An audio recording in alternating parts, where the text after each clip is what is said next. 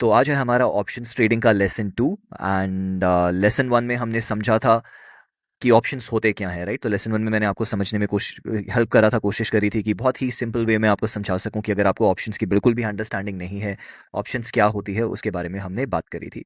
तो आज हम बात करेंगे कि ऑप्शंस, ठीक है, हमें समझ आया कि ऑप्शंस होती क्या है, बट जब भी हम ऑप्शंस के बारे में किसी से डिस्कस करेंगे तो हमको जो करेक्ट टर्मिनोलॉजीज़ हैं वो पता होनी चाहिए कि हमने क्या वर्ड्स यूज़ करने हैं, उसका मीनिंग क्या है। तो वो हम इसको अब कवर करना शुरू करेंगे। इसको भी मैंने दो पार्ट्स में डिवाइड करा हुआ है बिकॉज बहुत सारी टर्मिनोलॉजीज़ हैं। आज हम थोड़ी सी कवर करेंगे, नेक्स्ट सेशन में हम थोड़ी सी और टर्मिनोलॉजीज़ कवर करेंगे। एक ही सेशन में मैं बहुत ज़्यादा लोड नहीं डालना चाहता। जैसे मैंने पहले भी बोला था कि अगर कोई टॉपिक थोड़ा ज़्यादा हेवी होगा तो उसको मैं छोटे पार्ट्स में ब्रेक कर दूंगा, थोड़ा थोड़ा करके समझेंगे, कोई जल्दबाजी नहीं है। तो शुरू करते हैं आज का सेशन जिसमें हम समझेंगे ऑप्शंस टर्मिनोलॉजी।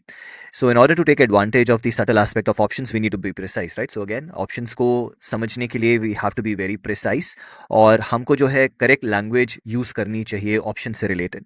अब अगर हम इक्विटी ट्रेडर की बात करेंगे और ऑप्शंस ट्रेडर की बात करेंगे तो जनरली हम शायद सेम टर्मिनोलॉजी यूज़ कर रहे हों बट उसका मीनिंग बहुत डिफरेंट हो सकता है। इसलिए हमको एग्जैक्टली समझना पड़ेगा इन टर्मिनोलॉजीज़ के मतलब क्या रहते हैं। तो स्टार्ट करते हैं। सबसे पहला जो हमारा टर्मिनोलॉजी है वो है ऑप्शंस कॉन्ट्रैक्ट। अब ऑप्शंस कॉन्ट्रैक्ट को समझने के लिए हम वापस एग्जाम्पल में जाते हैं जो हमने लेसन 1 में समझा था। अब उस लेसन 1 में हमने क्या करा था, हमने एक अपार्टमेंट के लिए कॉन्ट्रैक्ट करा था और उस कॉन्ट्रैक्ट के लिए हमने 5 लाख रुपीस पे करे थे जो हमको 3 महीने बाद राइट देता था कि हम 3 महीने के बाद उस अपार्टमेंट को 2 करोड़ में खरीद सकते हैं, राइट। तो जो हमने वो कॉन्ट्रैक्ट करा था 5 लाख रुपए पे करके, that is basically called as an options contract. तो ऑप्शंस कॉन्ट्रैक्ट क्या होता है, ये एक स्टैंडर्डाइज्ड और रेगुलेटेड फाइनेंशियल सिक्योरिटी होती है जो बायर को राइट देती है टू बाय या टू सेल, राइट। तो बायर दोनों में से कोई भी राइट्स ले सकता है, बाय करने का भी सेल करने का भी। अगर आपको ऑप्शंस की थोड़ी सी भी अंडरस्टैंडिंग है या कभी पढ़ा होगा तो आपने देखा होगा दो तरह की ऑप्शंस होती है, कॉल ऑप्शंस और पुट ऑप्शंस। तो जो कॉल ऑप्शंस होती है वो आपको बाय करने का राइट देती हैं, जो पुट ऑप्शंस होती हैं वो सेल करने का राइट देती हैं। बट जैसे मैंने बोला हम आगे बढ़ेंगे, अगले सेशन में हम कॉल्स भी समझेंगे, पुट्स भी समझेंगे। तो अभी let's keep it very simple.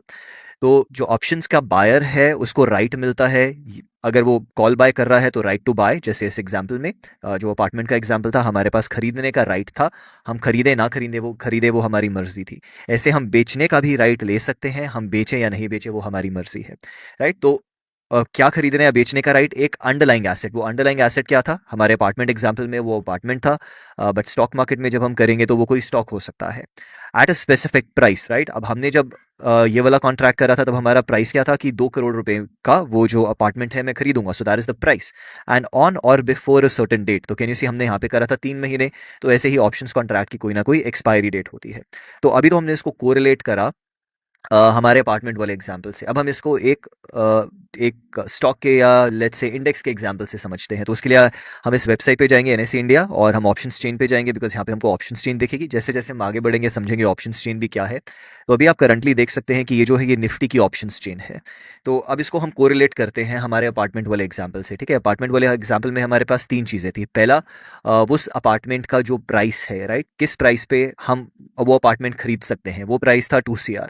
Second, उस प्राइस पे खरीदने के लिए जो मैंने कॉन्ट्रैक्ट करा था उस कॉन्ट्रैक्ट के लिए मैंने क्या अमाउंट दिया था, दैट वाज 5 लाख रुपीस। और थर्ड, कि ये कॉन्ट्रैक्ट हम कब एग्जीक्यूट करेंगे, हम 3 महीने बाद एग्जीक्यूट करेंगे। तो यहाँ पे जो आप ये स्ट्राइक प्राइस देख रहे हैं, कैन यू सी अलग अलग स्ट्राइक प्राइसेस है, 10,750, 10,800, 10,850, 10,900, 10,950, 11,000, 11,050, 11,100। तो ये जो सारे प्राइजेस है ये बेसिकली वो अपार्टमेंट वाला प्राइस हो गया। तो अगर मैं कॉल बाय करता हूँ तो मेरे को राइट मिल जाता है कि मैं इस प्राइस पे खरीद सकता हूँ। तो एग्जाम्पल मान लेते हैं कि मैं 11,050 वाला कॉल खरीद लेता हूँ। तो अगर मैं ये वाला कॉल खरीदता हूँ तो मेरे पास अब राइट है 11,050 रुपए में निफ्टी खरीदने का। अगर मान लेते हैं कि अगले 5 दिन में, 10 दिन में, 15 दिन में निफ्टी अगर 12,500 भी चला जाता है तो भी मेरे को 12,500 पे नहीं मिलेगा बिकॉज मैंने वो राइट खरीदा था 11,050 रुपए में। नो मैटर करंट प्राइस क्या है, मुझे 11,050 में ही मिलेगा। जैसे हमने यहाँ पे भी एग्जाम्पल लिया था कि अगर उस अपार्टमेंट का कॉस्ट प्राइस बढ़ जाता है, वो अपार्टमेंट लेट्स से 2.3 करोड़ का हो जाता है, तो मुझे 2.3 करोड़ पे नहीं करने पड़ेंगे। वाई, बिकॉज मेरे कॉन्ट्रैक्ट का प्राइस था 2 करोड़, तो मुझे 2 करोड़ पे ही वो अपार्टमेंट मिलेगा। तो सिमिलरली यहाँ पे अगर निफ्टी का प्राइस बढ़ भी जाता है 12,000, 13,000, 14,000, तो मेरे को 12,000, 13,000, 14,000 में नहीं खरीदना पड़ेगा बिकॉज मैंने वो राइट खरीदा था। तो मेरे को 11,050 रुपए में ही वो निफ्टी कॉन्ट्रैक्ट मेरा एग्जीक्यूट होगा। सिमिलरली जैसे मैंने बताया, कॉल्स होती हैं आपको बाय का राइट देती हैं, पुट्स जो होती हैं वो आपको सेल का राइट देती हैं। तो अब एक और एग्जांपल समझ लेते हैं। मान लेते हैं कि मैंने कॉल की जगह पुट बाय करी होती। अब अगर पुट मैंने बाय करी तो इसने मुझे राइट दिया कि मैं 11,050 पे बेच सकता हूं, इररिस्पेक्टिव 1 महीने बाद या 10 दिन बाद या 15 दिन बाद, जो मर्जी निफ्टी का प्राइस हो, बट मैं 11,050 में बेच पाऊंगा। तो मान लेते हैं कि अगेन अगले 15 दिन में, 20 दिन में निफ्टी नीचे चला जाता है, निफ्टी 10,000 चला जाता है, तो मैं 10,000 में नहीं बेचूंगा। वाई? बिकॉज मैंने वो राइट खरीदा था कि जो मर्जी हो जाए मैं 11,050 में ही बेचूंगा, और उसके लिए मैंने कॉन्ट्रैक्ट करा था। तो ये तो हो गया कॉल एंड पुट। तो जो स्ट्राइक प्राइस होता है, ये स्ट्राइक प्राइस वो होता है कि किस प्राइस पे आपकी ट्रांजैक्शन होगी, और इसको मैंने भी अपार्टमेंट वाले एग्जाम्पल से कोरिलेट करा ताकि आप इसको इजीली समझ सकें। अब अपार्टमेंट वाले एग्जाम्पल में वो राइट खरीदने के लिए हमने क्या करा था, 5 लाख रुपए दिए थे। तो यहाँ पे हम क्या प्राइस दे रहे हैं आप देख सकते हैं, यहाँ पे बिड एंड आस्क है। तो अभी मेरा बिड एंड आस्क कितना है, 87.85 है 90, तो उसको राउंड फिगर 90 मान लेते हैं। तो अगर अभी 90 रुपए है, तो 90 रुपए into 75, because sorry not 72, 75, because जो निफ्टी का कॉन्ट्रैक्ट होता है उसमें जो कॉन्ट्रैक्ट साइज है वो 75 शेयर्स है। तो इसको अगर हम मैथमेटिकली देखते हैं तो ये हो जाएगा हमारा, गिव मी अ सेकंड, 90 × 75, मतलब इस कॉन्ट्रैक्ट को करने के लिए मैं 6,750 रुपये सिर्फ दूंगा, बिकॉज अभी जो हमारा प्राइस है वही चल रहा है। तो मैं 6,750 रुपये पे करके ये राइट खरीद सकता हूँ कि अगले 10 दिन बाद, 15 दिन बाद, एक्स नंबर ऑफ डेज के बाद, अभी हम बात भी करेंगे वो हमको कितना टाइम मिल सकता है उसके बारे में भी बात करेंगे, बट जो भी वो फ्यूचर डेट है तब तक के लिए मैं उस कॉन्ट्रैक्ट को आज की डेट में 6,750 रुपये में खरीद सकता हूँ, जो मुझे राइट देगा कि अगले एक्स नंबर ऑफ डेज में प्राइस कुछ भी हो जाए मेरे को ये 11,050 रुपये में ही मिलेगा। राइट? तो कैन यू सी, अब जैसे हमने डेफिनेशन में बात करी, ऑप्शंस कॉन्ट्रैक्ट क्या होता है? ऑप्शंस कॉन्ट्रैक्ट एक standardised and regularised financial security है। तो स्टैंडर्डाइज्ड क्यों है? बिकॉज आप देखेंगे कि ये जो है एनएसईज को, कॉन्ट्रैक्ट्स को ओपन करती है, वही रेगुलेट करती है, तो इट इज स्टैंडर्डाइज्ड, सबके लिए सेम स्टैंडर्ड रहेगा सबके लिए। अगर 75 शेयर्स हैं तो एक कॉन्ट्रैक्ट में 75 ही रहेंगे। और रेगुलराइज्ड भी है, किससे? जो एनएसई है वो उसको रेगुलराइज कर रहा है। तो that is basic an options contract. तो अब हम एक ऑप्शंस कॉन्ट्रैक्ट का भी एग्जाम्पल समझ पाए, उसको कंपेयर करके हमारा जो अपार्टमेंट वाला एग्जाम्पल था उसके साथ। अब अंडरलाइंग एसेट क्या होता है? Instrument that the option price is derived from. तो जब हमने बात करी थी अपार्टमेंट की, राइट, बिकॉज वो 2 करोड़ का अपार्टमेंट है, राइट, तो उसका जो कॉन्ट्रैक्ट होगा उसका कुछ ना कुछ वैल्यू का जो पोर्शन है उसके अमाउंट से भी आएगा। सो एग्जाम्पल अगर मैं वापस यहाँ पे जाता हूँ तो आप देखेंगे निफ्टी जो है अभी करीब 11,050 रुपए के आसपास है, तो इसके लिए मुझे पे करना पड़ रहा है करीब 90 रुपए। बट अगर ये अंडरलाइन कोई सस्ता अंडरलाइन होता, राइट, 8-9 हज़ार का नहीं होता, 100 रुपए के आसपास होता, तो लेट्स से अगर मैं एसीसी ओपन करता हूँ, कि एसीसी 1,000 रुपए के आसपास है। अब इस 1,000 रुपए कॉन्ट्रैक्ट के लिए मुझे 100 रुपए, 90 रुपीज़ नहीं पे करना पड़ रहा, मेरे को 53 पे करना पड़ रहा है। ऐसे ही अगर मैं किसी और पे जाता हूँ, लेट्स से अदानी, कि बिकॉज अदानी अभी 100 रुपए के आसपास है, तो ये और सस्ता होगा। आप देख सकते हैं ये करीब जो मेरा बिड और आस्क है करीब 20 रुपए के आसपास है। तो जो अंडरलाइन का प्राइस है वो definitely one of the factor है, not the only factor, one of the factor है। So that is what the underlying is, कि अंडरलाइंग एसेट क्या होता है? जिसके जो हमारा इंस्ट्रूमेंट है, that the option price is derived from, right. तो हमारा वो इंस्ट्रूमेंट क्या हुआ? जैसे भी हमने एग्जांपल में देखा, निफ्टी हो सकता है, एसीसी हो सकता है, अंबुजा सीमेंट, वोटेवर जो भी हमारा स्टॉक है, दैट इज, या जो हमारा एसेट है, that is the underline, right. So what is derivative? ये हमने लास्ट सेशन में भी बात करा था कि since options derive their price from the underlying asset, right, the options are refer to as a derivative. तो मैंने आपको एग्जांपल क्या दिया था कि अगर आप मिल्क का एग्जांपल लेते हैं तो मिल्क से क्या बनता है? मिल्क से घी भी बनता है, मिल्क से बटर भी बनता है, मिल्क से चीज़ भी बनता है, मिल्क से पनीर भी बनता है। तो कैन यू सी, मेरा जो घी है, बटर है, चीज़ है या पनीर है, ये मेरे मिल्क के डेरिवेटिव्स हो गए, राइट, बिकॉज ये स्ट्रेट अवे नहीं बनते, पहले हमको मिल्क चाहिए, ये मिल्क से ही बनेंगे, तो ये मिल्क के डेरिवेटिव्स हो गए। ऐसे ही जो ऑप्शंस है, ऑप्शंस इन इटसेल्फ, अगर कोई अंडरलाइंग नहीं होगा तो ऑप्शंस नहीं हो सकता, राइट। तो ऑप्शंस किसका होगा? या तो किसी स्टॉक का, या किसी इंडेक्स का, या कमोडिटीज का, या फॉरेक्स का। तो ऑप्शंस भी जो है वो किसी अंडरलाइंग एसेट से ही डिराइव होता है, इसलिए उनको हम डेरिवेटिव्स बोलते हैं, बिकॉज वो अंडरलाइंग एसेट से ही डिराइव होते हैं। अब जो डेरिवेटिव्स हैं, सिर्फ ऑप्शंस नहीं है, 2 तरह के डेरिवेटिव्स होते हैं। जो फ्यूचर्स है, फ्यूचर्स भी डेरिवेटिव्स में ही आते हैं, बिकॉज फ्यूचर्स का भी जो वैल्यू है वो अंडरलाइंग से ही डिराइव होता है। तो आपका अंडरलाइंग हो गया जो स्टॉक हो सकता है, इंडेक्स हो सकता है, उससे आपके फ्यूचर्स कॉन्ट्रैक्ट्स भी होते हैं, that is also derivative. Options contracts भी होते हैं, that is also derivative, because ये दोनों जो है वो इस अंडरलाइंग से डिराइव हो रहे हैं। So now we are clear कि डेरिवेटिव क्या होते हैं? एनीथिंग जो किसी और चीज से अपना प्राइस डिराइव करता है वो डेरिवेटिव हो गया। और एक next strike price, right? Strike price अभी हमने समझा था, जैसे मैंने बात करी थी अपार्टमेंट के एग्जांपल में, हम किस प्राइस पे मेरे को वो अपार्टमेंट मिलेगा, मुझे वो अपार्टमेंट मिलेगा 2 करोड़ में, तो ये 2 करोड़ क्या था, ये मेरा स्ट्राइक प्राइस था, राइट? ऐसे ही जब हमने अभी ये ऑप्शंस चेन देखी, यहाँ पे आप देख सकते हैं सारे के सारे प्राइजेस हैं, तो अगर मैं 280 का ये कॉल बाय करता हूँ, मतलब मेरा जो स्ट्राइक प्राइस है 280 है, तो मेरे को अब 280 पे खरीदने का राइट मिल गया।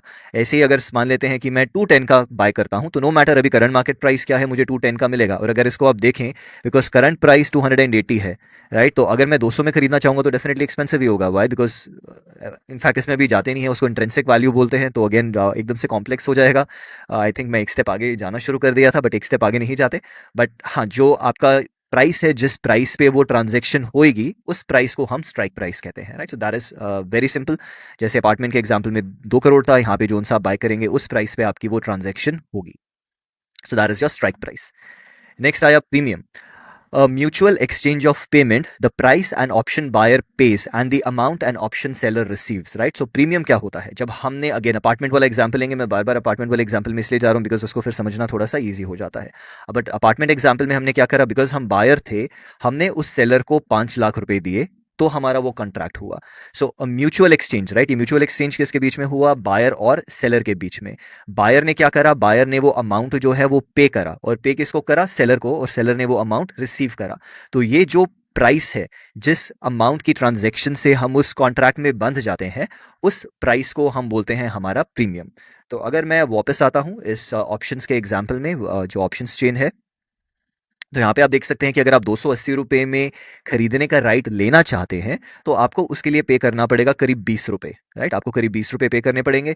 और बिकॉज इसका जो लॉट साइज है 4000 शेयर्स है, तो 20 × 4000 हो जाएगा आपका 80,000, राइट? 80,000 आएगा, तो आप 80,000 पे करके उस ऑप्शन कॉन्ट्रैक्ट में एंटर कर सकते हैं। तो ये जो अमाउंट है, बिकॉज यहाँ पे बिड एंड आस्क दोनों दिखा रहा है, राइट? बिड एंड आस्क, तो यहाँ पे आपका कॉल का बिड एंड आस्क आ गया, यहाँ पे आपका पुट का बिड एंड आस्क आ गया। तो ये जो प्राइस है, इस प्राइस पे आप उस ट्रांजेक्शन में एंटर कर रहे हैं, इस कॉन्ट्रैक्ट में एंटर कर रहे हैं, और ये जो अमाउंट आप पे करते हैं एज अ बायर, या जो सेलर होगा वो रिसीव करता है, उसको हम बोलते हैं प्रीमियम, राइट? सो ये हो गया हमारा premium. Next is expiration date. तो जब हमने अपार्टमेंट की बात करी थी, हमने क्या कहा था कि 3 महीने बाद हम ये ट्रांजेक्शन करेंगे, या विद इन 3 मंथ्स हम ये ट्रांजेक्शन करेंगे। तो ये जो हम टाइम डिसाइड करते हैं, that is your expiry date. तो अब होता क्या है, ऑप्शंस कॉन्ट्रैक्ट्स जो होते हैं इनकी एक्सपायरी साइकिल होती है। जो मेजॉरिटी ऑप्शंस कॉन्ट्रैक्ट है उसकी आप देखेंगे 3 मंथली साइकिल्स होती हैं। वो मंथली साइकिल्स कौन सी होती हैं? फ्रंट मंथ, जो कि हमारा करंट मंथ हुआ। नेक्स्ट मंथ, जैसे अभी आप बात करेंगे, तो हमारा जो फ्रंट मंथ है, फ्रंट मंथ हो जाएगा हमारा सितंबर। उसके बाद जो हमारा नेक्स्ट मंथ होगा वो होगा अक्टूबर, एंड जिसके बाद जो नेक्स्ट होता है फार मंथ, वो हो जाएगा सितंबर, अक्टूबर, नवंबर हो जाएगा, राइट? और जो मार्केट्स काफ़ी ज़्यादा ट्रेड होती हैं, वहाँ पे आपको मंथली एक्सपायरी के अलावा भी बाकी एक्सपायरीज मिल सकती हैं, या ज़्यादा एक्सपायरीज मिल सकती हैं। एग्जाम्पल आप देखेंगे, अब निफ्टी, बैंक निफ्टी में हमारे पास वीकली एक्सपायरीज भी होती हैं। तो अगर मैं वापस जाता हूँ और आप यहाँ पे देखेंगे, तो पहला चीज़ क्या है कि इस मंथ का तो ऑलरेडी एक्सपायर हो चुका होगा, कल एक्सपायर हुआ था। रीज़न इज, अभी हम आगे जाएंगे तो आपको रीज़न पता लग जाएगा। तो अभी हमारा जो फ्रंट मंथ होगा वो होगा अक्टूबर नवंबर। सो ये front month October, next month November, and far month December हो जाएगा। तो अगर हम वापस यहाँ पे जाते हैं तो आप देखेंगे, जैसे मैं पहला ओपन कर लेता हूँ एसीसी। अब एसीसी की मेरी एक्सपायरीज कौन सी हैं? अक्टूबर, नवंबर। अभी तक किसी ने दिसंबर कॉन्ट्रैक्ट में कोई पोजीशन नहीं लिया होगा, इसलिए दिसंबर कॉन्ट्रैक्ट अभी तक कोई भी ओपन नहीं हुआ। अगर हम अदानी पे जाते हैं तो आप देख सकते हैं यहाँ पे भी अभी हमारे पास 2 हैं। लेट्स से मैं जाता हूँ रिलायंस पे, प्रॉब्ली रिलायंस, और इसको अगर करता हूँ तो यहाँ पे आप देख सकते हैं हमारे पास अक्टूबर का भी है, नवंबर का भी है, दिसंबर का भी है।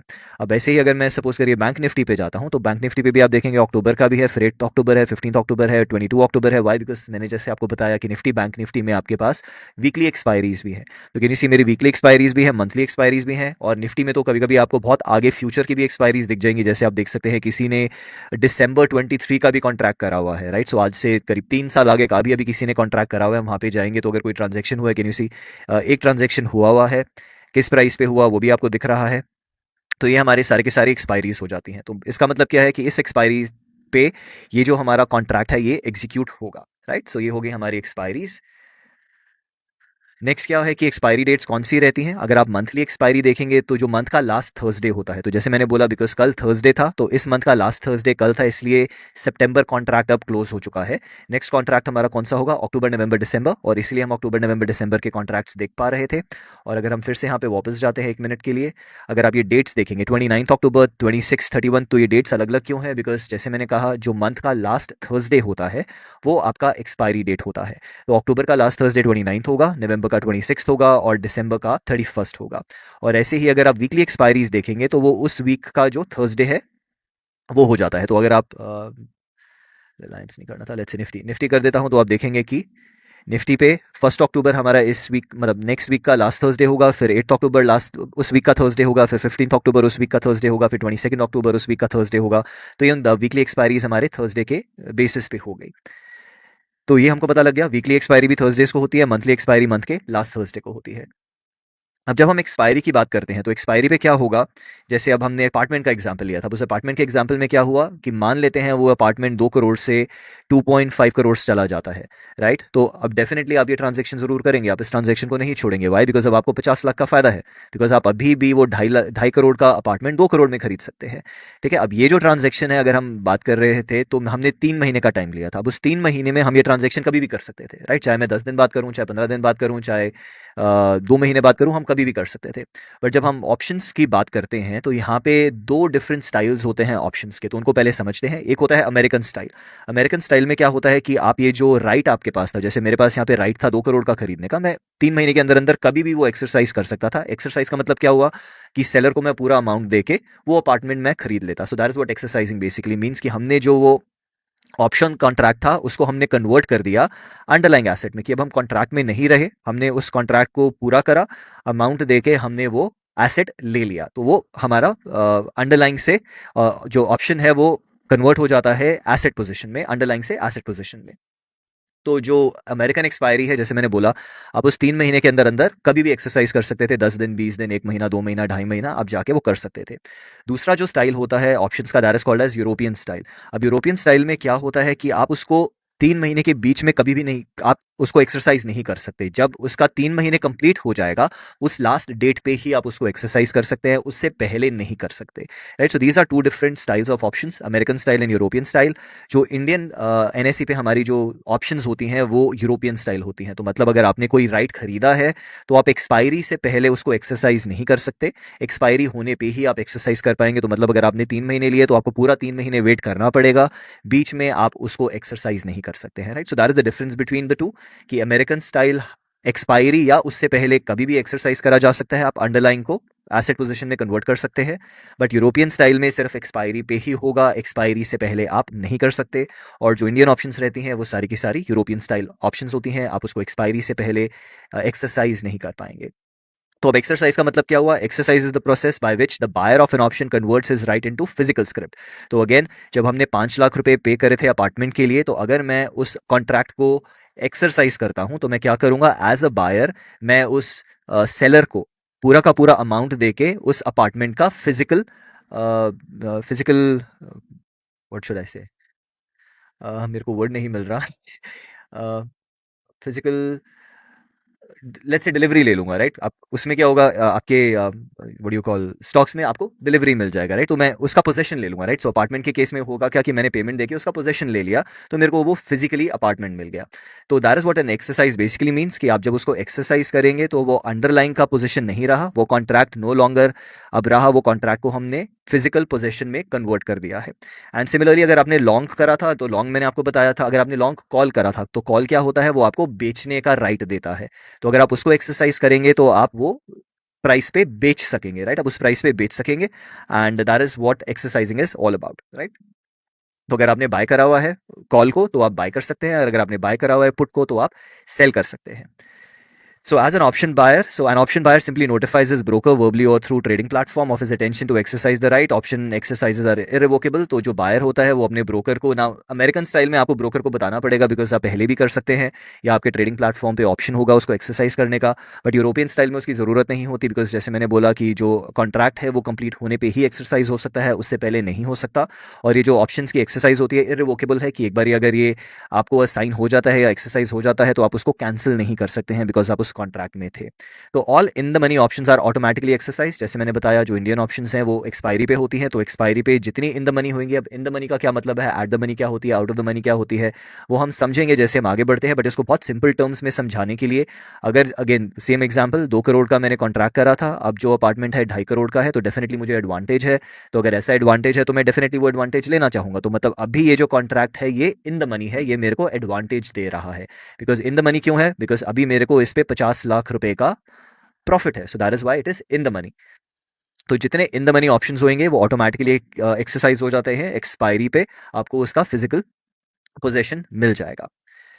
इनफैक्ट अब जैसे आप स्टॉक्स की बात करेंगे तो आई गेस अक्टूबर 2019 से ये फिजिकल सेटलमेंट स्टार्ट हुआ था। इससे पहले सिर्फ कैश बेस्ड होता था, जो भी डिफरेंस है वो आपके अकाउंट में क्रेडिट हो जाता था। बट अब जो है आपको फिजिकल डिलीवरी मिलेगी। तो अगर आपने कोई शेयर्स का लिया हुआ है तो वो शेयर्स आपको फिजिकली मिल जाएंगे। अगर आप इंडेक्स की बात करेंगे तो इंडेक्स में तो डिलीवरी मिल नहीं सकती, तो इंडेक्स अभी भी कैश सेटल्ड होता है। बट अगर आप स्टॉक्स ऑप्शंस की बात करेंगे तो उसमें आपको फिजिकल डिलीवरी मिलती है। अब असाइनमेंट की बात करते हैं। तो असाइनमेंट का मतलब क्या हुआ, the risk that the risk of the options contract converting to an actual underlying position that is taken by the seller. तो जब आपने एक कॉल बाय करा तो आप उसको तभी बाय कर सकते हैं अगर कोई उसको बेच रहा था, राइट। सो अगेन, जब हमने वो 5 लाख का ट्रांजैक्शन करा, बिकॉज किसी ने वो पार्टिसिपेट करा जिसको हमने वो 5 लाख रुपए दिए, बिकॉज वो बेच रहा था, उसको 5 लाख रुपए मिले, हम खरीद रहे थे तो हमने वो 5 लाख रुपए दिए। तो असाइनमेंट का मतलब क्या हुआ, जो हम एक्सरसाइज कर रहे थे वो जो हमारा राइट है और जो सेलर था उसका ऑब्लिगेशन है, तो वो ऑब्लिगेशन अब उसको पूरा करना पड़ जाएगा। That is called as an assignment, because उसको अब ये जो कॉन्ट्रैक्ट है वो असाइन हो चुका है, अब उसको ये ऑब्लिगेशन पूरा करना पड़ेगा और उसको हम असाइनमेंट कहते हैं। So assignment is the process by which the seller of an option is notified the options buyer intention to exercise, right. तो जब हम बोलते हैं कि हमने अब कॉन्ट्रैक्ट करना है, तो अगेन जैसे मैंने बोला कि अगर आप अमेरिकन स्टाइल की बात करेंगे तो ठीक है, उसमें आप पहले भी कर सकते हैं। तो आप जब एक्सरसाइज करेंगे तो बायर को नोटिफिकेशन जाएगा कि उसको असाइन हो गया है। बट यहाँ पे क्या होता है, अगेन जो यूरोपियन स्टाइल है, एक्सपायरी पे जितनी इन द मनी होंगी वो बाय डिफॉल्ट एक्सरसाइज होंगी, तो जो सेलर होगा उसको ऑटोमेटिकली वो असाइन हो जाएंगी। So an option seller is assigned must fulfil is obligation. Why, वही हमने बात करी थी कि बायर को राइट होता है, सेलर को ऑब्लिगेशन होती है। तो सेलर को हमेशा अपना ऑब्लिगेशन फुलफिल करना पड़ेगा। और वो ऑब्लिगेशन क्या हो सकती है कि अगर उसने कॉल सेल करी थी तो उसको वो स्क्रिप्ट सेल करनी पड़ेगी, और अगर उसने पुट सेल करी थी तो उसको वो स्क्रिप्ट बाय करनी पड़ेगी, वो उससे पीछे नहीं हट सकता है। और किस प्राइस पे, जो हमारा स्ट्राइक प्राइस जिसपे हमने वो कॉन्ट्रैक्ट करा था, रिगार्डलेस करंट मार्केट प्राइस क्या है, right, doesn't matter current market price क्या है, उसको वो ट्रांजैक्शन करना ही पड़ेगा। हमारे लिए राइट था बट सेलर के लिए वो ऑब्लिगेशन थी। एंड जैसे मैंने बोला, all in the money options will automatically be assigned at expiry. Why, because in the money options जो है वो ऑटोमेटिकली एक्सरसाइज होंगी। अगर एक्सरसाइज हो रही है बायर के लिए तो सेलर के लिए बाय डिफॉल्ट ऑटोमेटिकली वो असाइन हो जाएंगी और बायर को वो फुलफिल करनी पड़ेंगी। तो एक्सरसाइज एंड असाइनमेंट में क्या होता है इन केस ऑफ कॉल, तो इन केस ऑफ कॉल जो ऑप्शन सेलर है, बिकॉज आपने कॉल बाय करा था, आपने कॉल बाय करा था, कॉल बाय करने से क्या था, आपके पास राइट था to buy at whatever, जो भी आपका स्ट्राइक प्राइस था, राइट, एक्स वाई जेड, जो भी आपका स्ट्राइक प्राइस था, आप वो उस पर बाय कर सकते। तो अब सेलर को क्या करना पड़ेगा, अब वो सेलर को उस अंडरलाइन को सेल करना पड़ेगा उस एक्स वाई जेड प्राइस पे, बिकॉज उसके लिए ऑब्लिगेशन है, वो उस ऑब्लिगेशन से नहीं निकल सकता, उसको इस प्राइस पे अब सेल करना ही पड़ेगा अगर उसको वो असाइन हो जाता है। और ऑप्शन सेलर अब इस केस में क्या होगा कि अगर उसके पास वो स्क्रिप्ट नहीं थी तो उसके लिए अब शॉर्ट पोजीशन क्रिएट हो जाएगी। बट अगर उसके पास पहले ही वो स्क्रिप्ट थी तो क्या हो जाएगा, उसकी पोजीशन फ्लैट हो जाएगी। तो मान लेते हैं कि इसका जो कॉन्ट्रैक्ट साइज था 1000 शेयर्स था और उसके लेट्स से अकाउंट में उसके पास अभी 1000 शेयर्स नहीं थे। तो जैसे ही एक्सरसाइज क्या होगा तो क्या होगा, उसके अकाउंट में 1000 शेयर्स शॉर्ट हो जाएंगे इस प्राइस पे जिस पे हमने ट्रांजेक्शन करी थी। अगर उसके पास ऑलरेडी शेयर्स थे तो वो शेयर्स सेल हो जाएंगे किस प्राइस पे, जिस प्राइस पे हमने ये कॉन्ट्रैक्ट ओपन करा था। राइट। सो सिमिलरली पुट के केस में क्या होगा, पुट में मैंने आपको बताया जब आप पुट बाय करते हैं तो आपको राइट मिल जाता है टू सेल, राइट। अब आपके पास राइट है सेल करने का। तो जब ये एक्सरसाइज हो रहा है और सेलर को असाइन हो रहा है, तो अगर मेरे पास सेल करने का राइट था तो जो सॉरी एज अ बायर अगर मेरे पास सेल करने का राइट था तो जो इसका सेलर था उसके पास अब बाय करने का ऑब्लिगेशन था कि उसको खरीदना ही पड़ेगा जो भी हमारे स्ट्राइक प्राइस पे हमने वो कॉन्ट्रैक्ट ओपन करा था। So now I do understand कि ये इनिशियली थोड़ा सा कंफ्यूजिंग हो जाता है कि अगर मैं बाय कर रहा हूँ, सेल कर रहा हूँ तो लॉन्ग पोजीशन हो रहा है, शॉर्ट पोजीशन हो रहा है। नॉट टू वरी, जैसे जैसे हम आगे बढ़ेंगे मैं इसको बहुत सिंप्लीफाई कर दूंगा आपके लिए, बिकॉज इनिशियली बहुत कंफ्यूजन होती है। बिकॉज अब सिर्फ सिर्फ बाय करना नहीं है, सिर्फ calls and puts I mean एक तो कॉल्स होगी, एक पुट्स होगी, इसको हम बाय भी कर सकते हैं, सेल भी कर सकते हैं, इसको हम बाय भी कर सकते हैं, सेल भी कर सकते हैं। तो चार चीज़ें हो जाती हैं जो बहुत कन्फ्यूजन इनिशियली क्रिएट कर देती हैं। बट जैसे मैंने बोला, हम आगे बढ़ेंगे तो इन कन्फ्यूजन्स को भी मैं आपके लिए बहुत ईजी बना दूंगा कि आपको समझ हमेशा आ जाएगा कि आप जो पोजीशन ले रहे हैं वो बेसिकली पोजीशन क्या है। बट बेसिकली अगर आप पुट बाय करते हैं तो आपके पास राइट है सेल करने का, तो जो सेलर था उसके लिए ऑब्लिगेशन हो जाएगा बाय करने का। तो the option seller will be required, why? Because उसका ऑब्लिगेशन हो गया, उसको वो खरीदना ही पड़ेगा। अंडरलाइंग एसेट किस प्राइस पे? जो भी हमारा स्ट्राइक प्राइस था उसको उस प्राइस पे अब खरीदना ही पड़ेगा। और ऑप्शन सेलर का अब क्या होगा कि अगर उसके पास वो शेयर्स ऑलरेडी नहीं थे तो उसकी लॉन्ग पोजीशन हो जाएगी, और अगर वो पहले ही उन शेयर्स में शॉर्ट था तो अब वो फ्लैट पोजीशन हो जाएगी।